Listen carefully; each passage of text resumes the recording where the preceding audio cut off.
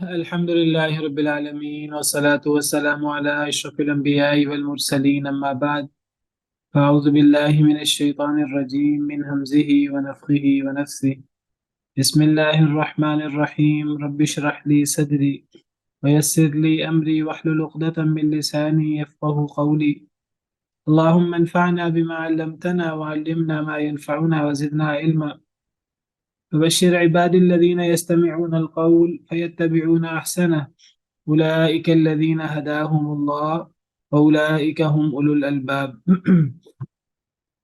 أعوذ بالله من الشيطان الرجيم بسم الله الرحمن الرحيم تسبح له السماوات السبع والأرض ومن فيهن وإن من شيء إلا يسبح بحمده ولكن لا تفقهون تسبيحهم إنه كان حليما غفورا تسبح له السماوات السبع تسبیح کرتے ہیں اللہ کے لیے السماوات السبع ساتوں آسمان والارض اور زمین بھی ومن فیہن اور جو ان کے درمیان ہے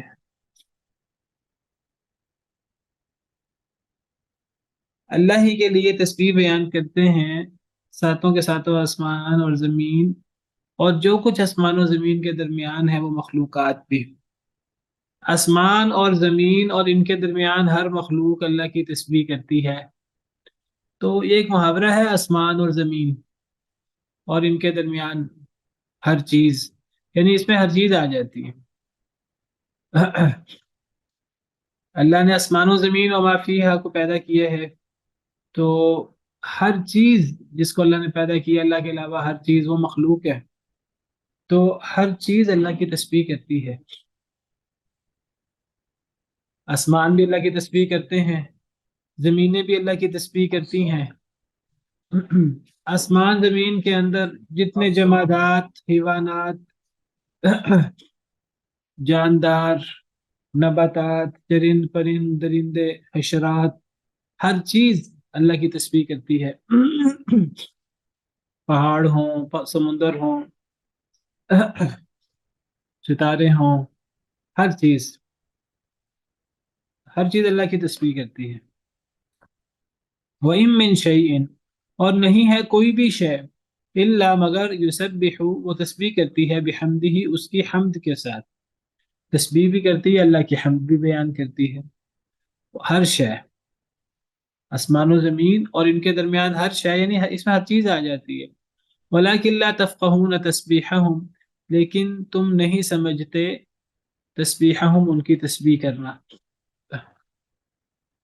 زمین و آسمان اور اس کے درمیان ہر چیز اللہ کی تسبیح کرتی ہے یہاں تسبیح سے مراد بعض مفسرین کہتے ہیں اس سے حقیقی تسبیح مراد ہے وہ باقاعدہ تسبیح کرتے ہیں ہمیں وہ سمجھ نہیں آتی آسمان تسبیح کرتے ہیں اللہ کی حمد بھی بیان کرتے ہیں زمین بھی اللہ کی تسبیح کرتی ہے اللہ کی حمد بیان کرتی ہے آسمان و زمین کے درمیان ہر مخلوق پہاڑ درخت سمندر پتھر اجرام فلکی ہر چیز انسان بھی حیوانات بھی اور جانور اور پرندے بھی اور ہر چیز حشرات بھی نباتات بھی ہر چیز اللہ کی تسبیح کرتی ہے ہمیں اس کی تسبیح سمجھ آئے یا نہ آئے دیکھیے انسان اور جن ان کے پاس اختیار ہے یہ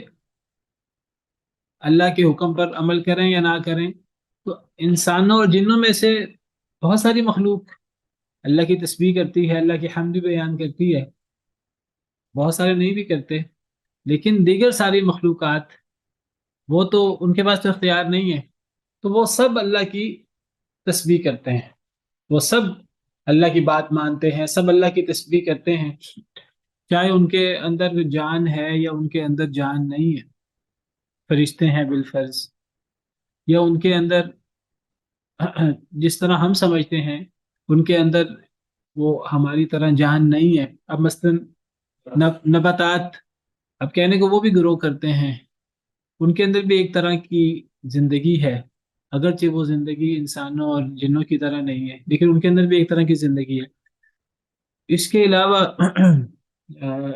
حیوانات اور حشرات، ان کے اندر بھی زندگی موجود ہے، اور جن کے اندر زندگی نہیں ہے، جن کو ہم جمادات سمجھتے ہیں، بے جان سمجھتے ہیں، نان لیونگ تھنگ سمجھتے ہیں، جیسے میں نے بات کی سمندر ہے، پہاڑ ہے، پتھر ہے، سورج چاند ستارے ہیں، تو ان سب کے اندر بھی ایک طرح کا شعور ہے۔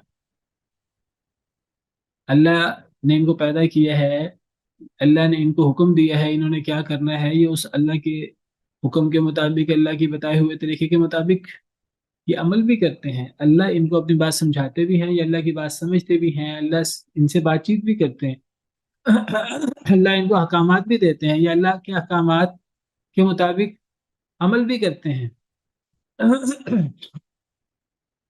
قرآن و حدیث میں اللہ کا جنت اور جہنم سے گفتگو کرنا، اللہ کا رحم سے گفتگو کرنا، اللہ کا رحم سے کہنا کہ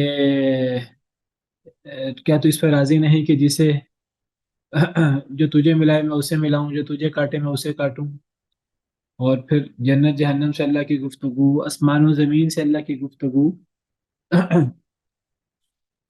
شہد کی مکھی سے اللہ شہد کی مکھی کو قرآن کہتا ہے وَأَوْحَىٰ رَبُّكَ إِلَى النَّحْلِ أَنِ اتَّخِذِي مِنَ الْجِبَالِ بُيُوتًا وَمِنَ الشَّجَرِ وَمِمَّا يَعْرِشُونَ۔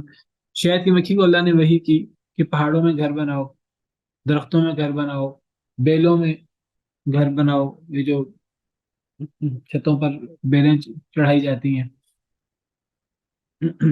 ہر قسم کے پھلوں کا رس چوسو، وغیرہ وغیرہ۔ تو اللہ نے ان کو مخاطب کیا ہے، اور اللہ نے ان کو احکامات دیے ہیں۔ اللہ نے 7 آسمان بنائے، وَأَوْحَىٰ فِي كُلِّ سَمَاءٍ أَمْرَهَا، ہر آسمان میں اپنا حکم وحی کیا، ان کو بتایا کہ تمہارا کیا کام ہے۔ آسمان اللہ کے بتائے ہوئے حکم کے مطابق عمل کر رہے ہیں۔ زمین کو اللہ نے پیدا کیا، زمین کو بتایا کہ تیرا کام یہ ہے۔ زمین قیامت کے دن خبریں پیش کرے گی، یومئذ تحدث اخبارها، وہ اس دن زمین اپنی خبریں بیان کرے گی، اس لیے بیان کرے گی بأن ربک اوحی لہا، کیونکہ آپ کے رب نے اسے وحی کیا ہوا ہے۔ تو یہ ہر چیز بے جان ہے یا جاندار ہے، یہ اللہ کی تسبیح کرتی ہے۔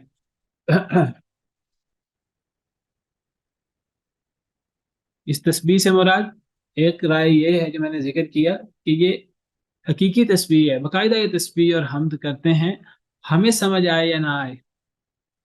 اب مثلا دیکھیے، جانور آپس میں بات چیت کرتے ہیں، چونٹیاں آپس میں بات چیت کرتی ہیں، ہمیں سمجھ نہیں آتا، ہمیں اپنی بولی ہمیں تو بہت سے انسانوں کی بولی سمجھ نہیں آتی، دنیا میں انسانوں کی کتنی بولیاں ہیں، تو جانور بھی آپس میں رابطہ کرتے ہیں، گفتگو کرتے ہیں، چونٹیاں آپس میں گفتگو کرتے ہیں۔ اللہ نے قرآن میں چونٹیوں کی گفتگو کا ذکر کیا کہ حضرت سلیمان علیہ السلام اپنے لشکر کے ساتھ نکلے، حتیٰ کہ وہ چونٹیوں کی وادی میں پہنچے، حتیٰ اذا اتوا علی وادی النمل قالت نملۃ یا ایھا النمل ادخلوا مساکنکم، تو ایک چونٹی نے کہا کہ اے باقی چونٹیوں تم سب اپنے بلوں میں گھس جاؤ، لا یحطمنکم سلیمان وجنودہ، تمہیں سلیمان اور ان کا لشکر تمہیں پاؤں تلے رون نہ ڈالے، وہم لا یشعرون، اور انہیں پتہ بھی نہ ہو۔ یہ کون کہہ رہا ہے؟ یہ ایک چونٹی دوسری چونٹیوں کو کہہ رہی ہے۔ یہ کیسے پتہ لگا ایک چونٹی نے دوسرے چونٹیوں کو کہا ہے؟ حضرت سلیمان علیہ السلام کو چونٹیوں کی بولی بھی آتی تھی، اللہ نے سکھائی تھی۔ وَعُلِّمْنَا مَنطِقَ الطَّيْرِ، ہمیں حضرت سلیمان کہتے ہیں ہمیں تو پرندوں کی بولی سکھائی گئی ہے۔ فَتَبَسَّمَ ضَاحِكًا مِنْ قَوْلِهَا، اللہ تعالیٰ فرماتے ہیں جب حضرت سلیمان علیہ السلام نے چونٹی کی بات سنی تو چونٹی کی بات سن کر مسکرا پڑے، اللہ کی تعریف کی۔ وقال رب اوزعنی ان اشکر نعمتک التی، کہنے لگے اے اللہ مجھے توفیق دے کہ میں آپ کی نعمتوں کا شکریہ ادا کروں، کہ میں دیکھیں چونٹیوں کی بولی میں سمجھ رہا ہوں، چونٹیوں کی بات مجھے سمجھ آ رہی ہے۔ تو سیدنا سلیمان علیہ السلام نے ہدہد سے گفتگو کی، اور ہدہد سے کہا کہ تو آیا نہیں، حدود نے اپنا عذر پیش کیا، تو حضرت سلیمان علیہ السلام کو اللہ نے پرندوں کی بولی سکھائی تھی، تو پرندے بات کرتے ہیں، چونٹیاں بات کرتی ہیں، ہمیں وہ سمجھ آئے یا نہ آئے، دیگر مخلوقات بات کرتی ہیں آپس میں. تو ہمیں تو میں نے بتایا بہت سے انسانوں کی بولی سمجھ میں نہیں آتی، تو پرندے، جانور اور جمادات، حشرات، نباتات، ہر چیز اللہ کی تسبیح کرتی ہے حقیقتاً، اللہ کی حمد بیان کرتی ہے، ہمیں سمجھ نہیں آتی. وَإِن مِّن شَيْءٍ إِلَّا يُسَبِّحُ بِحَمْدِهِ، نہیں ہے کوئی بھی شے مگر وہ تسبیح کرتی ہے اللہ کے حمد کے ساتھ. وَلَٰكِن لَّا تَفْقَهُونَ تَسْبِيحَهُمْ، لیکن تم ان کی تسبیح کو سمجھتے نہیں ہو. تو آسمان بھی اللہ کی تسبیح کرتے ہیں، زمین بھی اللہ کی تسبیح کرتی ہے، آسمان و زمین میں موجود اللہ کی ہر چیز اللہ کی تسبیح کرتی ہے. جی. تو ہم یہ دعا جو امام علیہ السلام کی دعا ہے یہ ہم اپنی دعاؤں میں پڑھ سکتے ہیں؟ کون سی دعا؟ یہ رب اوزعنی ان اشکر. جی جی جی، یہ اللہ کی نعمتوں پر ہمیں یہ دعا، یہ اللہ کی نعمتوں کے حوالے سے یہ دعا ہے کہ اللہ مجھے توفیق دے کہ میں آپ کی نعمتوں کا شکریہ ادا کروں. جی جی تو ہم پر بھی اللہ کی بہت نعمتیں ہیں، تو ہمیں یہ دعا پڑھنی چاہیے.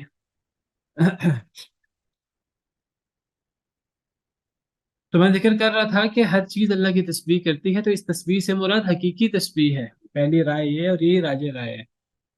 جیسے ہر چیز اللہ کو سجدہ بھی کرتی ہے، یہاں تو یہاں کس کا ذکر ہے؟ تسبیح کا ذکر ہے، حمد کا ذکر ہے. دیگر آیات میں ہر چیز کا اللہ کو سجدہ کرنے کا ذکر بھی ہے، جیسے اللہ تعالیٰ فرماتے ہیں سورہ حج کے اندر،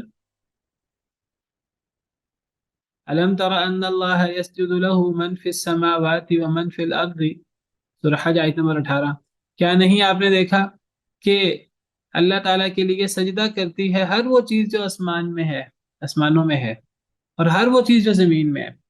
زمین و آسمان خود بھی اور زمین و آسمان کی ہر چیز اللہ کو سجدہ بھی کرتی ہے. ہم جو سورہ بنی اسرائیل کی آیت پڑھ رہے ہیں وہاں تسبیح اور حمد کا ذکر ہے، یہاں کس کا ذکر ہے؟ سجدے کا. سجدے کا ذکر ہے سورہ حج میں، یہاں سجدے کا ذکر ہے. کیا نہیں آپ نے دیکھا کہ سجدہ کرتی ہے ہر وہ چیز جو آسمانوں میں ہے اور زمین میں ہے، اور سورج بھی اور چاند بھی اور ستارے بھی اور پہاڑ بھی اور درخت بھی، والدواب اور جانور بھی، وکثیر من الناس اور بہت سے لوگ بھی، وکثیر حق علیہم عذاب اور بہت سے لوگوں پر عذاب کی بات حق ہو گئی ہے، وہ سجدہ نہیں کرتے. تو آسمان و زمین اور ان کے درمیان ہر چیز اللہ کو سجدہ بھی کرتی ہے. اور دیگر آیات میں تو اللہ فرماتے ہیں کہ وہ نماز بھی پڑھتے ہیں، نماز بھی پڑھتے ہیں. یہ کہاں ہے؟ یہ سورہ نور میں ہے،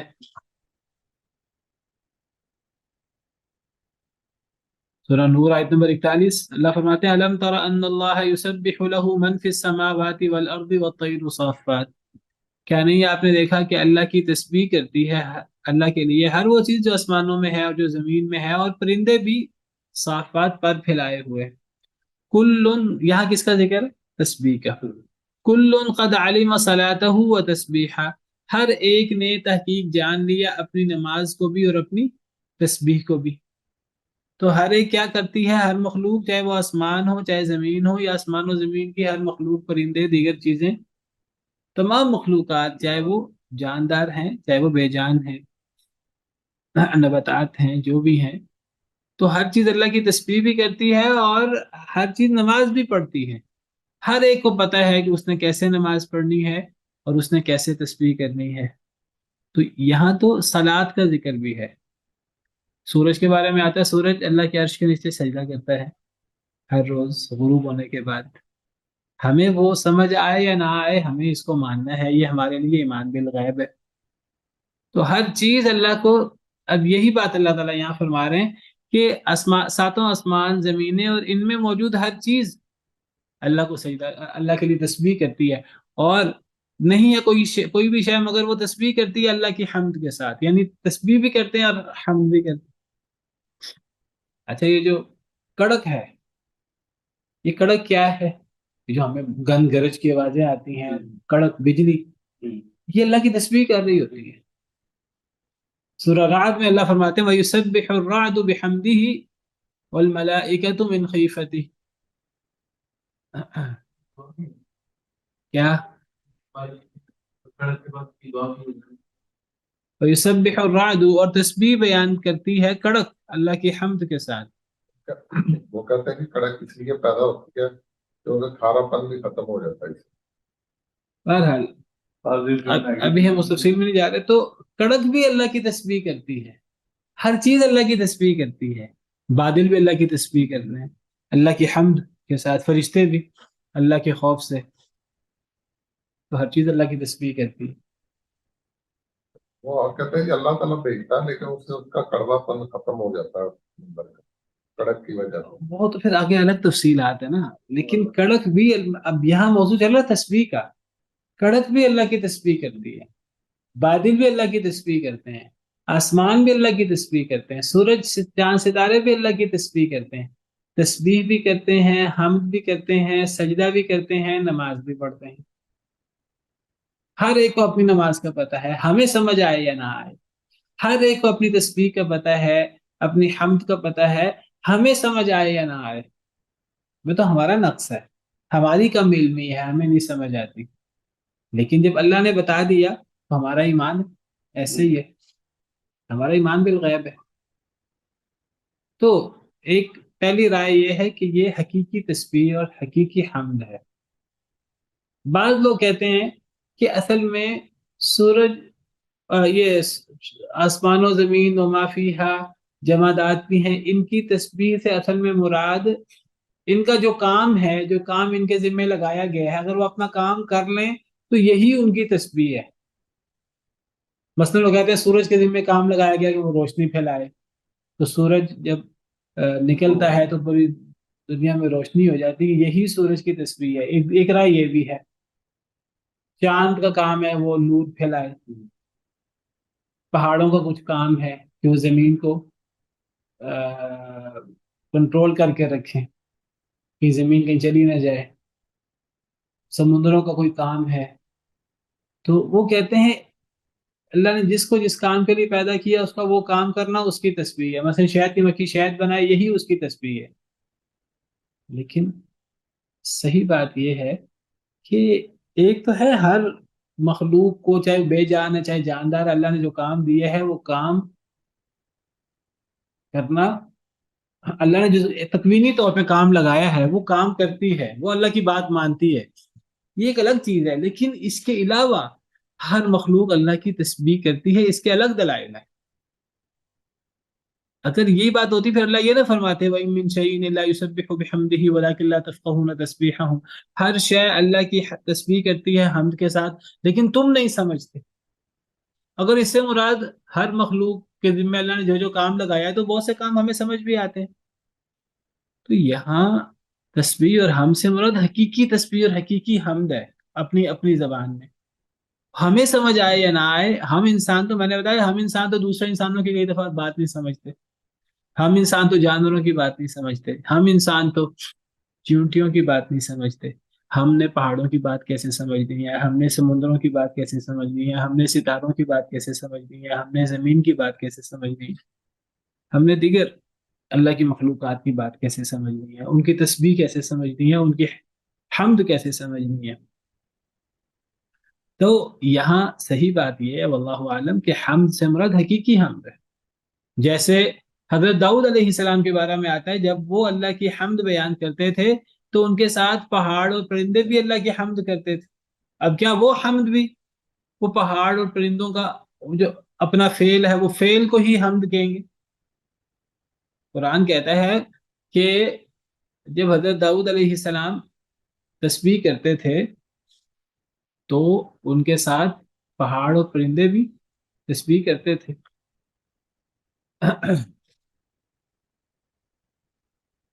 وسخرنا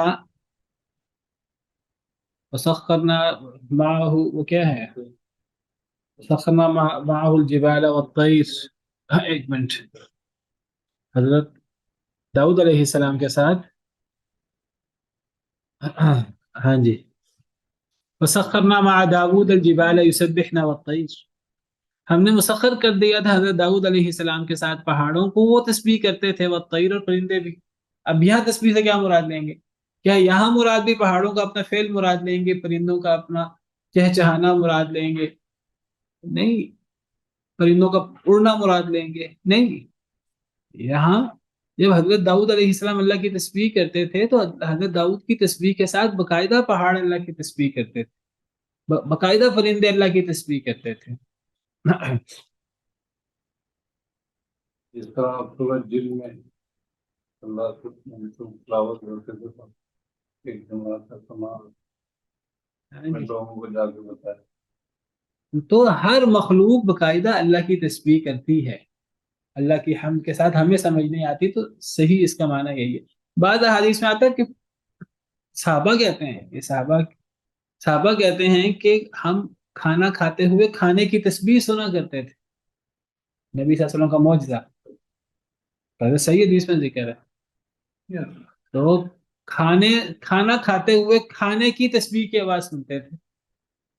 اب وہ جو تنا تھا، جس تنے کے ساتھ کھڑے ہو کر ٹیک لگا کر نبی کریم صلی اللہ علیہ وسلم خطبہ دیتے تھے، پہلے ممبر نہیں ہوتا تھا، تو جب وہ ممبر بن گیا اور اس تنے کو آپ نے چھوڑ دیا تو وہ تنا رونا شروع ہو گیا، پھوٹ پھوٹ کر۔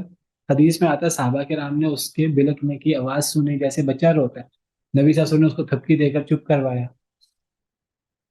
سنا ہے واقعہ آپ نے، صحیح حدیث ہے۔ تو ہمیں کہنے کو چیزیں بے جان لگتی ہیں، ان کے اندر اپنا شعور ہے ایک۔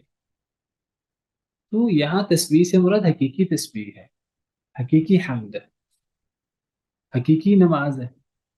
ہر مخلوق نماز پڑھتی ہے، سجدہ کرتی ہے، ہاں ہمیں وہ سجدہ سمجھ نہیں آتا، نظر نہیں آتا، واللہ عالم۔ یعنی اس سے اللہ کی عظمت بیان ہو رہی ہے، اللہ کی کتنی شان ہے کہ زمین و آسمان اور زمین و آسمان کے ہر مخلوق اللہ کی تسبیح کرتی ہے۔ اب آپ کہیں گے کہ انسان اور جن میں سے جو کافر ہیں وہ نہیں کرتے، تو انسان اور جن میں سے جو مسلمان ہیں وہ تو کرتے ہیں، تو انسان اور جن بھی بہت سارے اللہ کی تسبیح کرتے ہیں، اور باقی ساری مخلوقات تو ان کے پاس اختیار نہیں ہے، وہ تو سبھی کرتے ہیں۔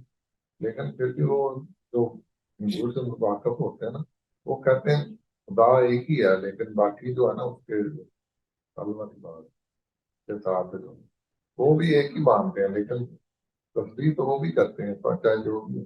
صحیح ہے۔ اچھا جی، تو یہ اس آیت کریمہ سے ثابت کیا ہوتا ہے؟ اللہ کی عظمت اور اللہ کی شان ثابت ہوتی ہے، اللہ کتنے عظیم ہے، اور انسان کتنا بدبخت ہے جو اللہ کی بات نہیں مانتا، اللہ کے احکامات کی خلاف ورزی کرتا ہے۔ بھائی اللہ تو وہ ہستی ہیں کہ آسمان اللہ کی تسبیح کریں، اللہ کی حمد بیان کریں، زمینیں اللہ کی تسبیح کریں، اللہ کی حمد بیان کریں، آسمان زمین کے ہر مخلوق اللہ کی حمد کرے، اللہ کو سجدہ کرے، اللہ کے لیے نماز پڑھے۔ ہمیں سمجھ آئے یا نہ آئے، تو کتنا بدبخت ہے ایک انسان کہ وہ اگر اللہ کی تسبیح نہ کرے، اللہ کی حمد بیان نہ کرے۔ جسے اللہ کی عظمت، اللہ کی شان، اللہ کی جبروتیت، کبریائی، اس کا پتہ لگتا ہے۔ اچھا، پھر اللہ کیا فرماتے ہیں؟ انہ کان حلیما غفورا، بے شک وہ یعنی اللہ تعالیٰ کانا ہے حلیمن، بہت بردبار، تحمل والا، غفورا بہت بخشنے والا۔ کیا مطلب؟ پیچھے اللہ کی عظمت کی بات آئی کہ ہر مخلوق، زمین و آسمان و ما فیہا، یہ سب اللہ کی تسبیح کرتے ہیں، ہم چاہے اس تسبیح کو سمجھیں یا نہ سمجھیں۔ اللہ کی عظمت بیان ہوئی، اب آگے اللہ کی شان بیان ہوئی کہ اللہ بہت حلیم ہے، حلیم تحمل والے، معاف کرنے والے، بردبار، غفورا بخشنے والے۔ اللہ تحمل والے ہیں، بخشنے والے ہیں۔ اس کا کیا مطلب ہوا؟ اللہ کی شان تو ہے، لیکن اس سے ثابت کیا ہوا؟ یعنی یہاں اللہ کی تحمل اور اللہ کی مغفرت کا ذکر کیوں ہوا؟ جو لوگ نہیں کر رہے ان کو بھی اللہ چھوڑ رہا ہے۔ ہاں بالکل، یعنی اللہ اتنے عظیم ہیں کہ یہ بڑی مخلوقات ساری اللہ کی تسبیح کر رہی ہیں، اللہ کی حمد کر رہی ہیں، کچھ انسان، کچھ جن، جو ان بڑی بڑی مخلوقات کے سامنے کیا حیثیت رکھتے ہیں؟ وہ نہیں کر رہے۔ ہر مخلوق اللہ کی تسبیح کر رہی ہے، سجدہ کر رہی ہے، حمد کر رہی ہے، نماز پڑھ رہی ہے، اللہ کا ذکر کر رہی ہے، پرندے چہچہاتے ہیں، ہر مخلوق، بڑی بڑی مخلوقات اللہ کی تسبیح اور حمد کر رہی ہیں۔ تو یہ کچھ انسان کچھ جانور نہیں کچھ جن نہیں کرتے، تو اللہ کتنے تحمل والے ہیں، کتنے غفور و رحیم ہے کہ پھر اللہ نے ڈھیل دی ہوئی ہے انہیں. ورنہ اللہ تو اتنی جبروتیت والے ہیں، اللہ تو اتنی کبریائی والے ہیں، اللہ تو اتنے قہار ہیں، اتنے جبار ہیں کہ اللہ ایک لمحے میں سزا دے دیں، سزا دینا چاہیں تو. کون ہے جو اللہ کا مقابلہ کر سکے؟ اللہ اتنے عظیم ہے. لیکن اللہ جتنے عظیم ہیں اتنے تحمل والے بھی ہیں، اتنے مغفرت کرنے والے بھی ہیں کہ اللہ اتنے عظیم ہونے کے باوجود لوگ اللہ کو للکار رہے ہیں، اللہ سے جنگ کر رہے ہیں سود کھا کر اور اللہ کی نافرمانیاں کر کے اللہ کے ساتھ مقابلہ کر رہے ہیں، اللہ کو گالیاں نکال رہے ہیں، اللہ کے اولاد مقرر کر کے اللہ کے ساتھ شرک کر کے. اللہ پھر بھی انہیں نعمتوں سے نواز رہا ہے دنیا کے اندر. تو یہ اللہ کا تحمل اور اللہ کی مغفرت ہے کہ اللہ نے ڈھیل دی ہوئی ہے. اور اللہ تعالیٰ سریع الحساب بھی ہے. ہاں اللہ سریع حساب بھی ہیں، لیکن دیکھیے اللہ اتنے عظیم، یعنی اللہ اتنے طاقتور ہیں، اتنے عظیم ہے، لیکن اس کے ساتھ اتنے تحمل والے بھی ہیں. ایسی صفات جمع نہیں ہوتی مخلوق کے اندر، تو جمع نہیں ہوتی کہ بڑی سے بڑی مخلوق ہو جائے، وہ جتنی طاقتور بھی ہو اتنی پھر وہ تحمل والی اور مغفرت والی بھی ہو. اللہ کی ذات بہرحال ایسی ہے کہ جتنے عظیم ہیں اتنا مغفرت والے بھی ہیں، اتنا تحمل بھی اللہ کر سکتے ہیں اور کر رہے ہیں.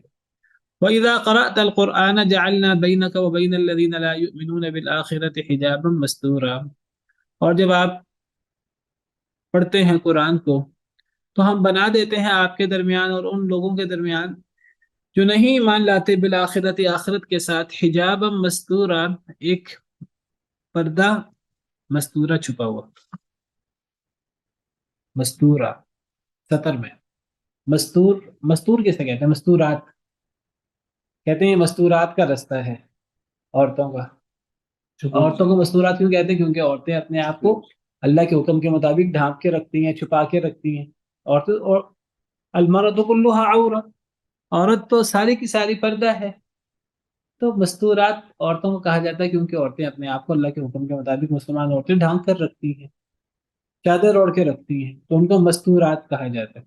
تو حجاب مستورہ سے مراد کہ ایسا پردہ جو نظر نہیں آتا، جو ڈھکا ہوا ہے.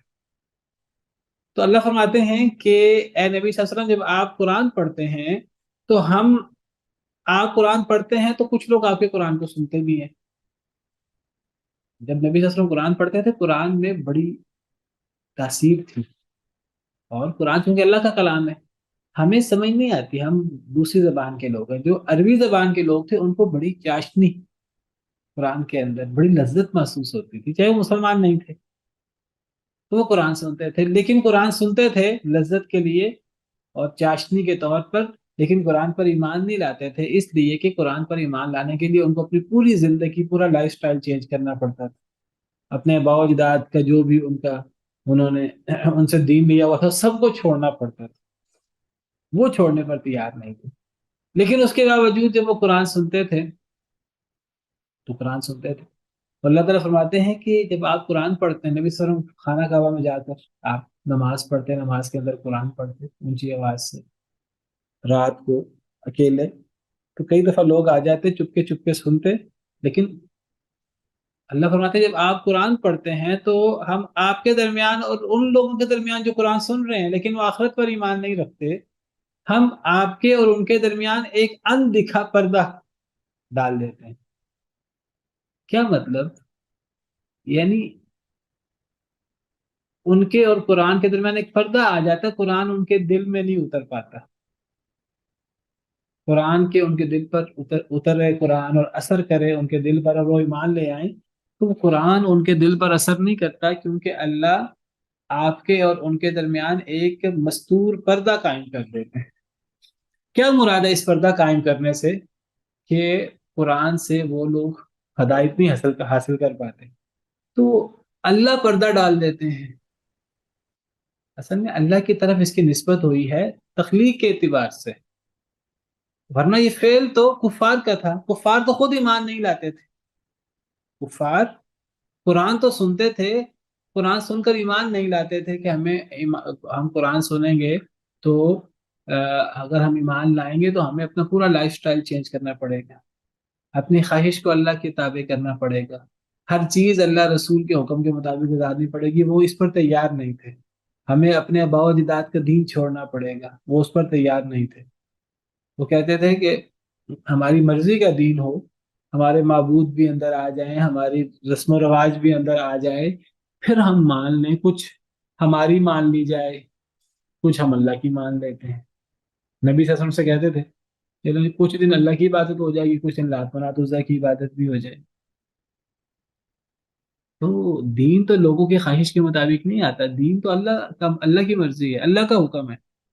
تو وہ اللہ کے حکم کو ماننے پر تیار نہیں تھے۔ جب وہ تیار نہیں تھے تو گویا کہ قرآن کو ماننے سے انہوں نے انکار کیا، نہ کہ اللہ نے کہا کہ ان کو قرآن سے ہدایت نہیں ہونی۔ تو قرآن کا انکار کنہوں نے کیا؟ آخرت پر ایمان نہ لانے والوں نے۔ اب اللہ فرماتے ہیں کہ نہیں، ہم نے ان کے اور قرآن کے درمیان، ان کے اور آپ کے درمیان ایک پردہ حائل کر دیا ہے۔ جب آپ قرآن پڑھتے ہیں تو ان کے اور آپ کے درمیان ایک پردہ حائل ہو جاتا ہے، اللہ نے اس پردے کی نسبت اپنی طرف کی ہے۔ حالانکہ یہ پردہ کس نے حائل کیا ہوا؟ کافروں نے خود ہی۔ کافر خود قرآن کو سمجھنا نہیں چاہتے، قرآن پر ایمان نہیں لانا چاہتے۔ جب وہ قرآن پر ایمان نہیں لانا چاہتے تو اللہ پھر یہ کیوں فرماتے ہیں کہ ہم نے ڈال دیا آپ کے اور ان کے درمیان پردہ؟ اصل میں جب کافر خود کوئی کام کریں تو کافر کا جو فعل ہے، کافر کس کی مخلوق ہے؟ اللہ کی۔ تو کافر کا فعل کس کی مخلوق ہے؟ کافر کو یہ جو اختیار دیا ہے اسلام قبول نہ کرنے کا، قرآن پر ایمان نہ لانے کا، یہ اختیار کس نے دیا؟ اللہ نے۔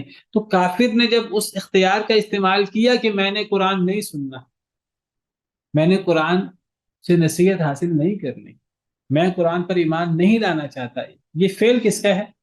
کافر کا۔ لیکن اس فعل کی نسبت اللہ کی طرف ہو سکتی ہے، کافر کے اس فعل کی نسبت اللہ کی طرف ہو سکتی ہے۔ کیوں؟ کیونکہ اس کافر کو پیدا کرنے والا اللہ، اس کافر کے افعال کو یا اس کا جو دیا ہوا اختیار ہے، وہ اختیار اسے دینے والا کون؟ اللہ۔ تو اس اعتبار سے کافر کے فعل کی نسبت اللہ اپنی طرف کر سکتے ہیں۔ جس طرح جب کوئی شخص گمراہی اختیار کرتا ہے، ہدایت حاصل نہیں کرتا، گمراہ ہوتا ہے، اللہ کیا فرماتے ہیں؟ کس نے گمراہ کیے؟ اللہ نے گمراہ کیے۔ حالانکہ یہ تو نہیں ہوتا کہ ایک بندہ ہدایت حاصل کرنا چاہ رہا ہے اور اللہ اس کو گمراہ کر رہے ہیں، اور یہ بھی نہیں ہوتا کہ ایک بندہ گمراہی چاہ رہا ہے اور اللہ پکڑ کے اس کو ہدایت دے دیتے ہیں۔ اللہ کہتے ہیں ہدایت بھی ہم دیتے ہیں، حالانکہ وہ ہدایت وہ بندہ خود حاصل کرنا چاہ رہا ہوتا ہے۔ تو گویا کہ جب اللہ کہتے ہیں ہم ہدایت دیتے ہیں، کیا مطلب؟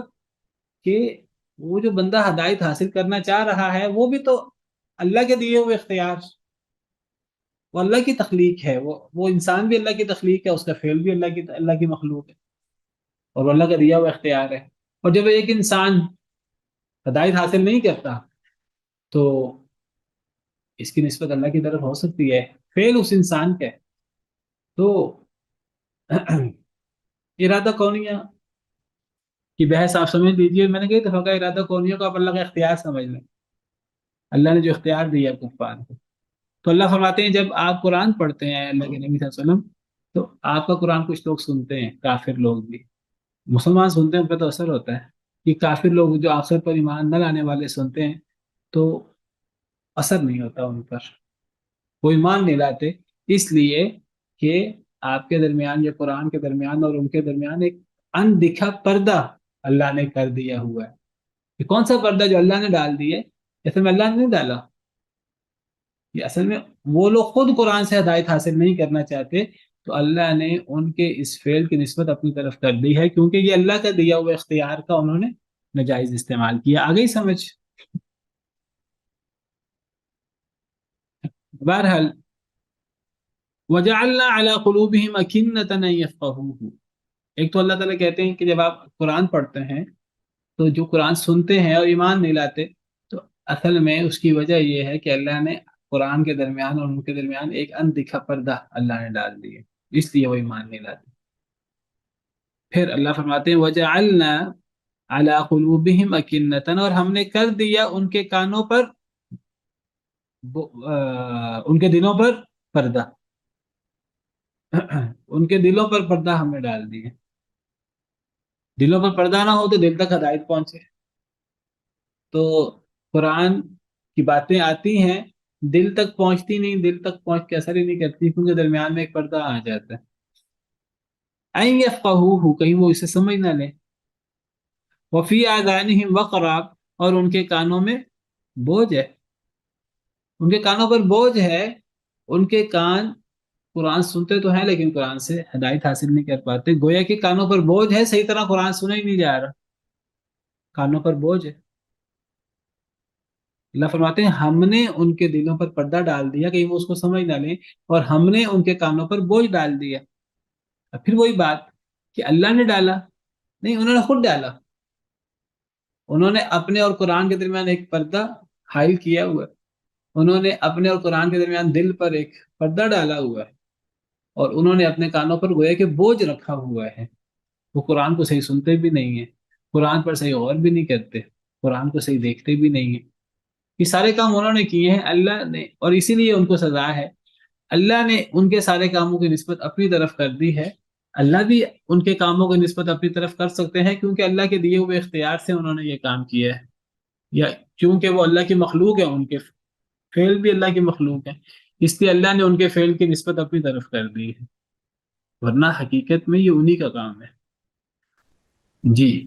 تو میں سنا ہے اللہ کی تفسیر میں ایک دفعہ اسکالر شہری ماحول مطلب شہر بنانے کے لیے اللہ تعالیٰ نے شہر پیدا کیا ہے، لیکن اس شہر کو لے کے باہر آنے والے انسان کو تو ہوتا ہے جو اس کو باہر نکال کے لاتا ہے. مطلب یہ انسان کرنے والا انسان ہوتا ہے نا، کرنے والا انسان ہوتا ہے، لیکن وہ جو انسان کرتا ہے تو انسان کا فعل بھی تو اللہ کی مخلوق ہے، اس لیے اس کی نسبت اللہ کی طرف ہو سکتی ہے. یا انسان کا فعل اللہ کے دیے ہوئے اختیار کے نتیجے میں ہوتا ہے. دیکھیے ایک انسان کفر کرتا ہے، ایک انسان کے سامنے قرآن پیش کیا گیا کہ وہ قرآن کو مانے، تو ایک شخص مان لیتا ہے، قرآن پر ایمان لے آتا ہے. دوسرے شخص کے سامنے قرآن پیش ہوتا تو وہ قرآن پر ایمان نہیں لاتا. تو جو قرآن پر ایمان لایا ہے وہ کیوں ایمان لایا ہے؟ کیونکہ اللہ نے اسے اختیار دیا ہے کہ تیرے سامنے ہدایت آئے گی، چاہے تو ہدایت اختیار کر لے، چاہے تو نہ اختیار کر. تو جو ہدایت اختیار کرتا ہے وہ اللہ کے دیے ہوئے اختیار کی وجہ سے. ایمان انسان لاتا ہے، جو شخص ایمان نہیں لاتا کفر وہ بھی انسان کرتا ہے، لیکن جو ایمان لاتا ہے وہ بھی اللہ کے دیے ہوئے اختیار سے. جو انسان کفر کرتا ہے وہ بھی اللہ کے دیے ہوئے اختیار سے. تو یہ اختیار کس کا دیا ہوا ہے؟ اللہ کا دیا ہوا. اسی لیے ہدایت کی نسبت اور کفر گمراہی کی نسبت، دونوں کی نسبت اللہ کی طرف بھی ہو سکتی ہے، اس لیے کہ وہ اختیار انسان کو قبول کرنے کا یا رد کرنے کا کس نے دیا؟ انسان جو ہے وہ ہدایت کو اختیار کرے یا انسان گمراہی کو اختیار کرے، یہ اصل میں انسان کا فعل ہے. اسی لیے یہ انسان کے لیے جزا ہے یا سزا ہے. لیکن اس ہدایت کی نسبت اور اس گمراہی کی نسبت اللہ کی طرف بھی ہو سکتی ہے، کیونکہ اللہ کے دیے ہوئے اختیار سے انسان یہ کام کرتا ہے، چاہے وہ ہدایت حاصل کرے چاہے گمراہی کرے. اسی لیے اللہ فرماتے ہیں اللہ ہدایت دیتے ہیں، اللہ گمراہ کرتے ہیں. اور ایک اور اعتبار سے بھی اللہ کی طرف نسبت ہو سکتی ہے کہ انسان خود اللہ کی مخلوق ہے، تو انسان کا ہر فعل اچھا یا برا وہ بھی اللہ کی مخلوق ہے. تو اسی لیے اللہ ان تمام چیزوں کی نسبت یہاں اپنی طرف کر رہے ہیں کہ جب آپ قرآن پڑھتے ہیں تو ہم آپ کے درمیان اور وہ لوگ جو آخرت پر ایمان نہیں لاتے ہم ان کے درمیان ایک اندیکھا پردہ حائل کر دیتے ہیں، اور ہم نے ان کے دلوں پر پردہ ڈال دیا ہے کہ کہیں وہ قرآن کو سمجھ نہ لیں، اور ہم نے ان کے کانوں پر بوجھ ڈال دیا. انہوں نے خود یہ کام کیا ہوا ہے، اللہ نے اس کی نسبت اپنی طرف کر لی ہے، کیونکہ اللہ کے دیا ہوئے اختیار سے وہ یہ کام کرتے ہیں. وَإِذَا ذَكَرْتَ رَبَّكَ فِي الْقُرْآنِ وَحْدَهُ، اور جب آپ ذکر کرتے ہیں اپنے رب کا قرآن میں اکیلا، وَلَّوْا عَلَىٰ أَدْبَارِهِمْ نُفُورًا، تو وہ بھاگ پڑتے ہیں اپنے پشتوں کے بل، نفورا نفرت سے. جب آپ قرآن میں اکیلے اللہ کا ذکر کرتے ہیں، قرآن میں تو اکیلے اللہ کی بات ہوتی ہے، قرآن میں تو اللہ کے ساتھ کسی لات منات عزا بلکہ کسی نبی ولی کا بھی اللہ کے ساتھ اللہ کی صفات، اللہ کے معبود کے طور پر ذکر نہیں ہوتا. قرآن میں تو معبود کے طور پر اللہ اکیلے وحدہ لا شریک کا ذکر ہوتا ہے، وَإِلَٰهُكُمْ إِلَٰهٌ وَاحِدٌ لَا إِلَٰهَ إِلَّا اللَّهُ. اللہ کی توحید کی بات ہوتی ہے.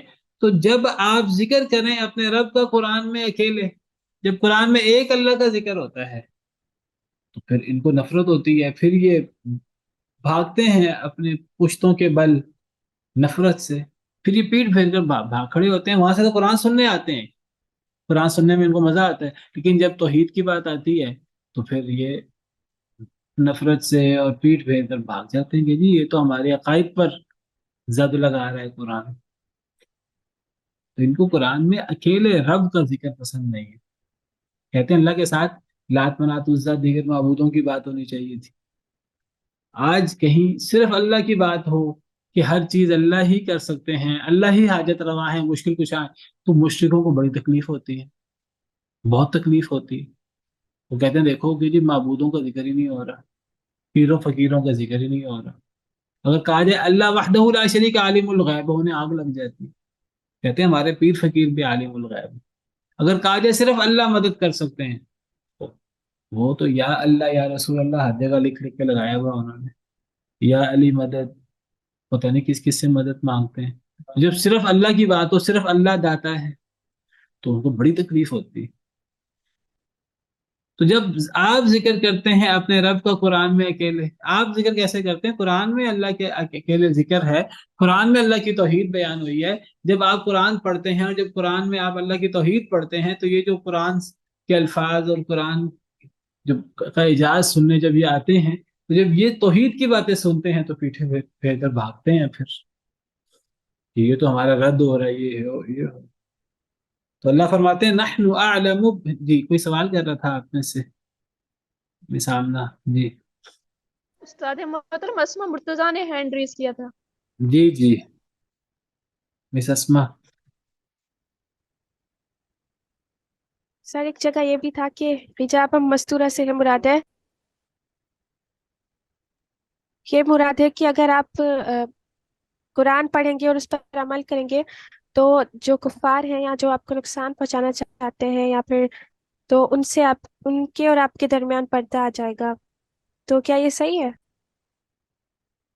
دیکھیے قرآن کی آیات کا معنی وہ کرنا چاہیے جو سیاق و سباق کے مطابق بھی ہو، کانٹیکسٹ کے مطابق بھی ہو۔ تو سیاق و سباق کیا چل رہا ہے؟ اب اگلی آیت پڑھیں، اگلی آیت میں کیا ذکر ہے؟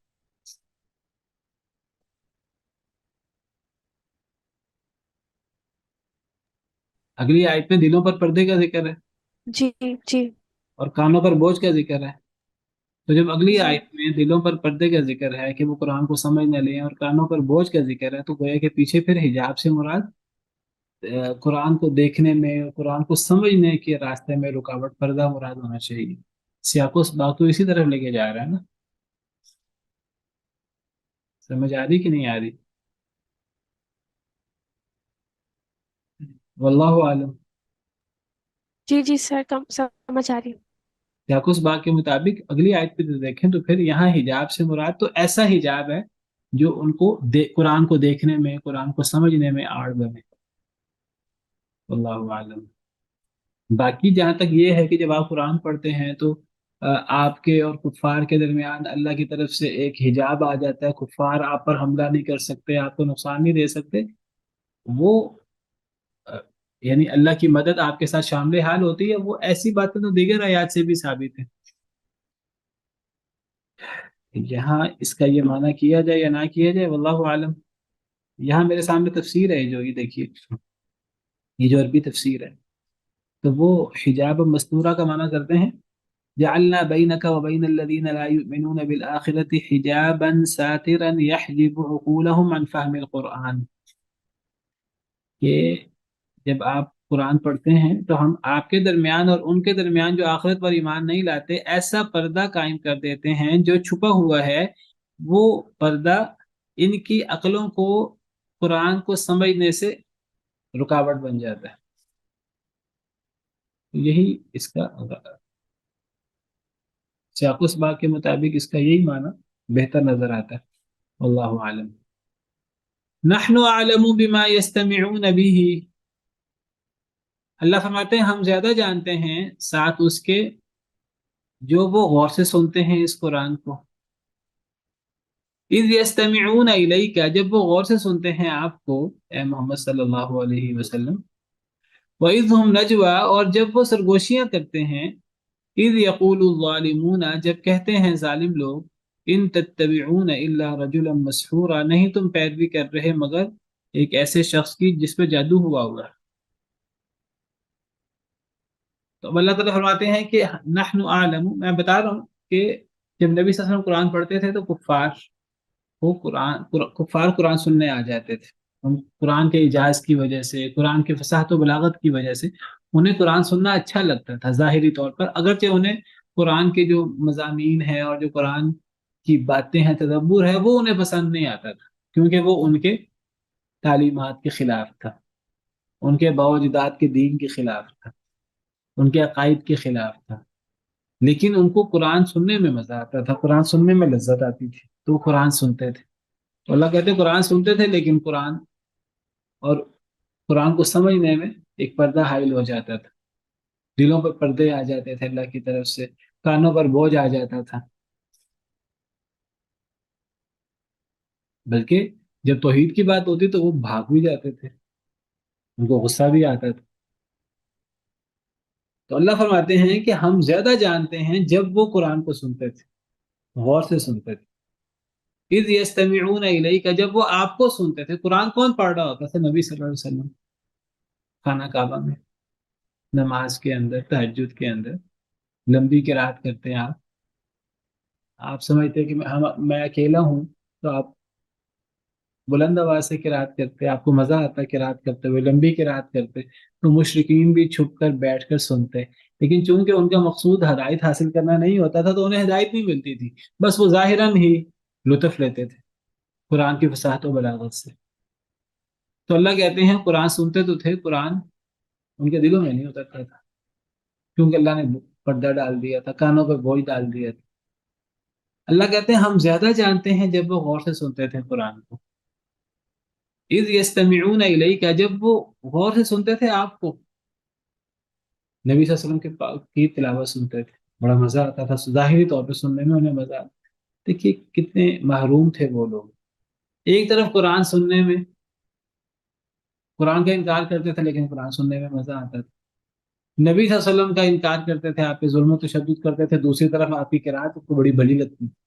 عرب تھے نا، تو قرآن کی فصاحت و بلاغت اتنی زیادہ تھی، لیکن بدبخت اتنے تھے ایمان نہیں لاتے تھے۔ ایک دفعہ کہتے ہیں انہوں نے جب یہ آیتیں اتری قرآن میں، اللہ نے قرآن میں کئی جگہ ذکر کیا کفار قرآن سنتے تھے چھپ چھپا کر، تو کافروں کو بڑا غصہ آتا تھا ان باتوں میں کہ ہمارے پول قرآن کھول دیتے ہیں۔ نبی حسن کہتے تھے تم قرآن سنتے ہو، قرآن کیوں سنتے ہو جب تم قرآن مانتے نہیں ہو؟ تو بڑا آپس میں پھر وہ ایک دوسرے کو لان تان کرتے تھے، تو ایک طرف تو ہم قرآن کا انکار کر رہے ہیں، دوسری طرف ہم قرآن سننے بھی چاہتے ہیں۔ تو انہوں نے پلان کیا کہ اب کسی نے نہیں جانا قرآن سننے، اب کسی نے قرآن سننے نہیں جانا۔ یہ کیا بات ہوئی؟ ویسے ہم قرآن کا انکار کریں، ویسے ہمیں قرآن سننے میں مزہ آئے، ظاہراً وہ عرب تھے نا، ان کو ظاہراً قرآن سننے میں مزہ آتا تھا، تدبر تو کرتے نہیں تھے، ایمان تو لانا نہیں ہوتا تھا۔ ایمان کی توفیق تو تب ملتی جب انسان ایمان لانا چاہے، اپنی اصلاح کرنا چاہے اور اللہ کی طرف سے توفیق ملے۔ وہ اصلاح کرنا چاہتے نہیں تھے، اللہ کی طرف سے توفیق بھی نہیں ملتی تھی، لیکن وہ ظاہری قرآن سننے میں مزہ آتا تھا انہیں۔ ایک دفعہ انہوں نے آپس میں طے کیا اب کوئی نہیں سنے گا، جو سنے گا تو اس کو ہم پھر لان تان کریں گے۔ کہتے ہیں تو انہوں نے طے کیا اب کوئی نہیں سنے گا۔ اچھا، اب رات پھر دل کھچے جا رہے ہیں کہ جی وہ اصل میں وہ فصاحت و، جس طرح کوئی بندہ شعر و شاعری فصاحت و بلاغت کا دل دادا ہوتا ہے، تو اب دل کھچے جا رہے ہیں۔ اب وہاں سے طے کیا کسی نے نہیں جانا، ہر بندہ اپنی جگہ سوچتا چلو میں چلا جاتا ہوں، باقی لوگ تو نہیں آئیں گے تو میں جو ہے چلا جاتا ہوں، کسی کو کیا پتہ لگے گا میں آیا ہوں، کوئی اور تو آئے گا نہیں۔ تو وہ جن لوگوں نے طے کیا تھا ہم نے اب نہیں جانا، وہ سارے یہ سوچ کر کہ میں اکیلا ہی جا رہا ہوں، باقی لوگ نہیں آئیں گے، باقی کون سا آئیں گے، اب تو ہم نے طے کیا کوئی بھی نہیں آئے گا، ہر بندہ یہ سوچ کر کہ میں اکیلا ہی ہوں گا، تھوڑا سا قرآن سن لیں گے۔ ان کو قرآن سننے میں ظاہری طور پہ مزہ آتا تھا کیونکہ وہ عرب تھے، اور قرآن کی عربیت تو یہ تو اللہ کا کلام ہے، یہ تو انسانی کلام ہے ہی نہیں، ہمیں سمجھ نہیں آتا۔ جو لطف ان کو آتا تھا ظاہراً قرآن سننے میں ایمان لائے بغیر، تو آپ سمجھے کہ جس کو قرآن سمجھ آتا ہو اور جو قرآن جو عربی ہو اور جو قرآن کو مانتا ہو، اس کو کتنا لطف آتا ہوگا قرآن سننے میں۔ امام ابن جریر تبری کہتے ہیں کہ مجھے سمجھ نہیں آتی کہ ایک شخص اگر قرآن میں تدبر نہیں کرتا، قرآن کا معنی نہیں سمجھتا، وہ قرآن سن کے لطف کیسے حاصل کر سکتا ہے؟ قرآن پڑھ کے اس کو لذت کیسے مل سکتی؟ قرآن میں تو تدبر کرنے سے لذت آتی ہے، قرآن پر ایمان لانے سے۔ تو بہرحال یہ الگ موضوع ہے۔ سب نے کہا کہ میں اکیلا ہی جاؤں گا، دوسرا کون سا آئے گا؟ رات پھر سارے اکٹھے ہو گئے، سارے اکٹھے ہو گئے ایک جگہ پر، پھر ایک دوسرے کو لان تان کیا۔ تو یہ صورتحال، تو اللہ تعالیٰ فرماتے ہیں ہم زیادہ جانتے ہیں کہ جب وہ قرآن کو غور سے سنتے ہیں، آپ غور سے سنتے تھے، جب آپ کو سنتے تھے، وہ سنتے تھے، وہ ہدایت حاصل کرنے کے لیے سنتے نہیں تھے، اس لیے ان کو ہدایت حاصل نہیں ہوتی تھی، ظاہراً وہ جاتے تھے اور سنتے تھے۔ تو اللہ کہتے ہیں ہمیں پتہ ہے، صبح انکار کرتے ہیں، راتوں کو سنتے ہیں قرآن کو۔ ہمیں پتہ ہے کہ ہم زیادہ جانتے ہیں ساتھ اس کے جب وہ غور سے سنتے تھے قرآن کو، جب وہ سنتے تھے آپ کو، وَإِذْ هُمْ نَجْوَىٰ، اور جب وہ سرگوشیاں کرتے تھے، قرآن سنتے تھے، قرآن سے لذت، سننے میں مزہ آتا تھا ان کو، وہاں سے سرگوشیاں کرتے تھے نبی صلی اللہ علیہ وسلم کے خلاف۔ کیا سرگوشیاں کرتے تھے؟ اِذْ يَقُولُ الظَّالِمُونَ، جب ظالم کہتے تھے، إِن تَتَّبِعُونَ إِلَّا رَجُلًا مَسْحُورًا، کہ نہیں تم پیروی کر رہے مگر ایک جادو زدہ شخص کی۔ پھر آپس میں سرگوشیاں بھی کرتے کہ یہ جن پہ قرآن اتر رہا ہے، جو دعویٰ کرتے ہیں مجھ پہ قرآن اترا ہے، وہ تو سحر زدہ ہیں، ان پہ تو جادو ہوا ہوا ہے، وہ تو مجنون ہے۔ اگر وہ نبی صلی اللہ علیہ وسلم کو مجنون نہ کہتے، سحر زدہ نہ کہتے، تو ان کو نبی صلی اللہ علیہ وسلم کی بات ماننی پڑتی۔ قرآن کو جادو کہتے، قرآن کے معجزات کو جادو کہتے، نبی صلی اللہ علیہ وسلم پر معجزات اترے اس کو معجزہ نہیں مانتے تھے، جادو مانتے تھے، تاکہ کسی طرح جان چھڑا لیں۔ یا ایسے جیسے آج کوئی بندہ کسی کو دین کی بات کرے، قرآن و حدیث کی بات کرے، وہ کہتے ہیں وہابی ہو گئے، ماننا نہیں ہے تو بس اس کو بات کو ادھر پھیر دیتے ہیں۔ نہیں تم پیروی کر رہے، آپس میں قرآن سنتے تھے، وہاں سے سرگوشیاں کرتے تھے آپس میں، اور کہتے تھے یہ تو ایسا شخص ہے جس پر جادو ہوا ہوا۔ تو اللہ فرماتے ہیں آخری آیت، انظر کیف ضربوا لک الامثال، دیکھیے کیسے انہوں نے بیان کی آپ کے لیے یہ مثالیں۔ وہ نبی صلی اللہ علیہ وسلم جن سے زیادہ عقل مند اور زیرک شخص، باوقار شخص دنیا میں کوئی تھا نہیں، اور نبی صلی اللہ علیہ وسلم کو کیا کیا یہ باتیں بناتے رہے، سحر زدہ، دیوانہ، جھوٹا، اور کیا کیا کہتے رہے آپ لوگ۔